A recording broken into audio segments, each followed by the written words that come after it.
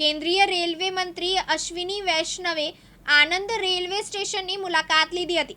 તેમની આ મુલાકાત દરમિયાન સાંસદ મિતેશ પટેલ સહિત સ્થાનિક પદાધિકારીશ્રીઓ પણ જોડાયા હતા. કેન્દ્રીય રેલવે મંત્રી અશ્વિની વૈષ્ણવ આણંદ રેલવે સ્ટેશન ખાતે આવી પહોંચતા સાંસદ મિતેશ પટેલ અને સ્ટેશન અધિક્ષક દ્વારા તેઓનું સ્વાગત કરાયું હતું.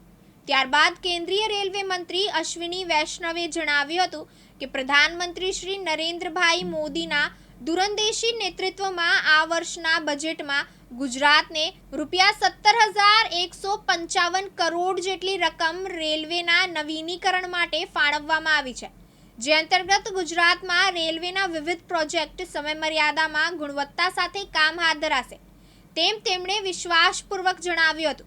ગુજરાતમાં 87 જેટલા રેલવે સ્ટેશનોનું નવીનીકરણ હાથ ધરવામાં આવશે, જેમાં આણંદ જિલ્લાના રેલવે જંકશનનો પણ સમાવેશ કરવામાં આવ્યો છે, જેની ડિઝાઇન પર ટૂંક સમયમાં જ કાર્ય હાથ ધરવામાં આવશે. તેઓની સાથે આણંદના ધારાસભ્ય યોગેશ પટેલ, જિલ્લા કલેક્ટર પ્રવીણ ચૌધરી, જિલ્લા પોલીસ અધિક્ષક ગૌરવ જસાણી, રેલવે प्रशासनના ઉચ્ચ अधिकारीश्रियों तथा कर्मियों જોડાયા હતા. जी सर, सबसे पहली बात आपको बताना चाहता हूँ कि हमारे पंत प्रधान यशस्वी पंत प्रधान श्री नरेंद्र भाई मोदी जी ने गुजरात के लिए रेलवे में एक रिकॉर्ड बजट का एलोकेशन किया है. आपको याद होगा जब कांग्रेस की सरकार थी केंद्र में, तब मात्र 580 करोड़ रुपए का बजट आता था.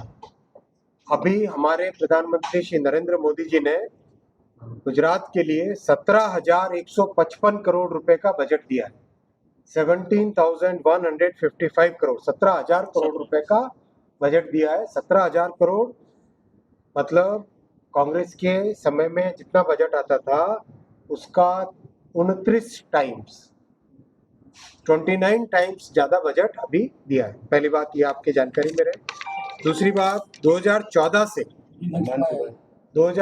से अब तक गुजरात में जो काम हुआ है, अभूतपूर्व काम हुआ है.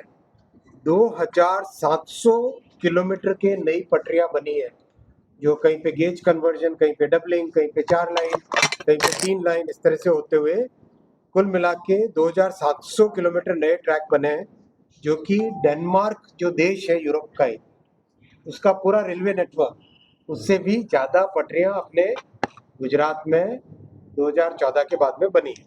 आपने सबने काम देखा ही है. इलेक्ट्रिफिकेशन बहुत तेजी से चल रहा है. इस साल में गुजरात के अंदर 100% इलेक्ट्रिफिकेशन हो जाएगा. गिर का एक एरिया है जिसमें बहुत सावधानी से काम कर रहे हैं, और उस एरिया को छोड़ के बाकी सारा एरिया अपना विद्युतीकरण कंप्लीट हो जाएगा. जो गुजरात में रेलवे के प्रोजेक्ट गुजरात से जुड़े हुए हैं उसमें, जिसमें बुलेट ट्रेन का प्रोजेक्ट भी आता है, फ्रेट कॉरिडोर भी आता है, doubling, tripling, gauge conversion, station, ये सारा काम आता है. 1,27,000 करोड़ रुपए का इन्वेस्टमेंट है रेलवे का. 1,27,000 करोड़ रुपए का इन्वेस्टमेंट है रेलवे का गुजरात से जुड़े हुए प्रोजेक्ट्स. कवच बहुत तेजी से लग रहा है, और करीब करीब आप समझो कि पूरा मुंबई से अहमदाबाद, फिर इधर रतलाम वाली रूट, ये सारे के सारे रूट्स पे कवच तेजी से लग रहा है. अपने 4 वंदे भारत तो ऑलरेडी चली रही है और अच्छी पॉपुलैरिटी है. आप सब ने भी, कई लोगों ने, कई साथियों ने इसका अनुभव लिया होगा. बहुत पॉपुलर है गाड़ी. और 2014 के बाद में 1,000 फ्लाईओवर और अंडरपास गुजरात में बने. 1,000 मतलब आज़ादी के बाद से जितने नहीं बने होंगे वो तुलना आप कर सकते हैं. इतनी बड़ी मात्रा में काम हुआ है रेलवे का. अभी अपने बुलेट ट्रेन का प्रोजेक्ट बहुत तेजी से चल रहा है. काम 360 किलोमीटर का वायाडक्ट के लेवल तक काम हो गया है, यानी ऊपर का जो ब्रिज वाला हिस्सा बनता है वहां तक का काम हो गया है. पुलों पे काम, हर नदी, जितनी भी नदियां, करीब 8 बड़ी नदियां आती हैं बीच में, सबके ऊपर पुल का काम तेजी से चल रहा है. स्टेशंस का काम तेजी से चल रहा है. समुद्र के नीचे से एक सुरंग है, टनल है, जो अपने मुंबई से बाहर निकलते हैं ठाणे के पहले, तो समुद्र के नीचे से टनल, उस टनल का काम भी तेजी से चल रहा है. करीब अपना 2-2.5 साल का नुकसान हो गया था जब ठाकरे साहब ने परमिशन नहीं दी थी. वो जितना लॉस हुआ समय का, उसको मेकअप करने में लगे हुए तेजी से, और बहुत अच्छी प्रोग्रेस है. और काम की क्वालिटी में भी बहुत अच्छा है। आज मैं भी काम देख के आया हूँ, 2-3 जगह काम देख के आया हूँ। एक तो हाईवे के ऊपर का ब्रिज का काम देख के आया, दूसरा स्टेशन का काम देख के आया, तीसरा जहाँ पे जो स्लैब बनती है, इसमें जैसे आप जमीन पे जो काम होता है उस काम में और इस काम में फ़र्क है। जमीन पे क्या होता है, वो बेलास्ट गिट्टी लगती है, गिट्टी के ऊपर फिर स्लीपर, स्लीपर के ऊपर ट्रैक। इसमें ये जो पुल बना, पुल के ऊपर एक स्लैब लगती है, उसको ट्रैक स्लैब बोलते हैं। ट्रैक स्लैब के ऊपर पटरी बिछती है और उसको फिर बाइंड करके ट्रैक लेइंग करके उसको उसके ऊपर गाड़ी चलती है।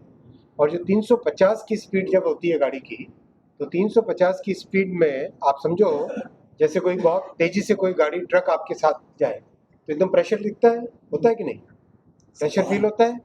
तो 350 की स्पीड से जब ट्रेन जाए और वो भी 700-800 टन की, 1000 टन की गाड़ी है, तो कितना जबरदस्त एक प्रेशर का पूरा वेग आता है उसमें, है ना। तो उसको बहुत ध्यान से उसकी डिज़ाइन जो होती है सारी, एक नट बोल्ट की, वायर की, छत की, जो स्लैब है, ग्राउंड की, पिलर की, सबकी डिज़ाइन बहुत स्पेशल होती है। सबसे खास बात यह है कि ये जो काम चला है, इस काम के कारण हमारे भारत के करीब करीब 400-500 ऐसे छोटे से मंझले से बड़े मिला के सब करीब 400-500 ऐसे संस्था हैं जिनका अनुभव एक नए तरीके का आ गया।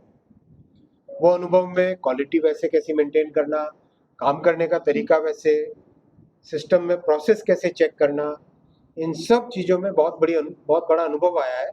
खुशी की बात यह है कि गुजरात से कम कई सारे एक्सपोर्टर भी बन गए हैं, जो काम एक बार सीखे, काम सीखने के बाद में अपने यहाँ तो जानते हैं आप कि काम में कितना तेजी रहती है, कितना मजबूती रहती है, तो फिर काम सीख के एक्सपोर्ट करने में भी आरंभ कर दिया है। तो बहुत अच्छी बात है।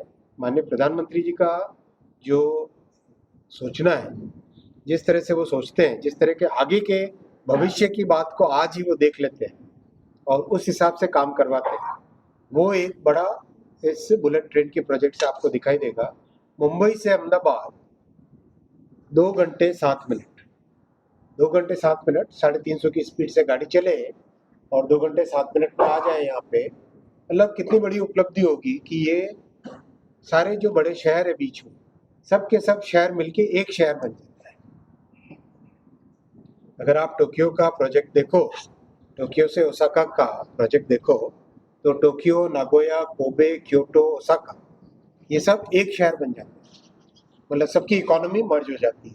सुबह ढोकला फाफड़ा खाया जाके काम किया सूरत में अहमदाबाद से, और सूरत में काम करके 1 घंटे में पहुंच गए सूरत, काम नक्की किया और सरस बढ़िया शाम को आके अपने बच्चों के साथ वापस खिचड़ी खाई और मस्त से सोए।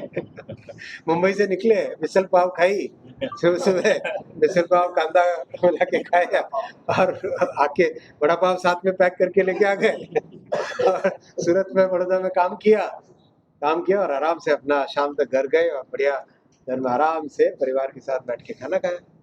आप समझो कितनी बड़ी ये उपलब्धि होगी देश के लिए। बहुत बड़ा काम है ये और इसमें मेहनत भी बहुत लग रही है। क्वालिटी पे भी बहुत ध्यान दिया जा रहा है, सेफ्टी पे भी बहुत ध्यान दिया जा रहा है और जापान का बहुत ज़बरदस्त सहयोग है इस पूरे प्रोजेक्ट को करने में।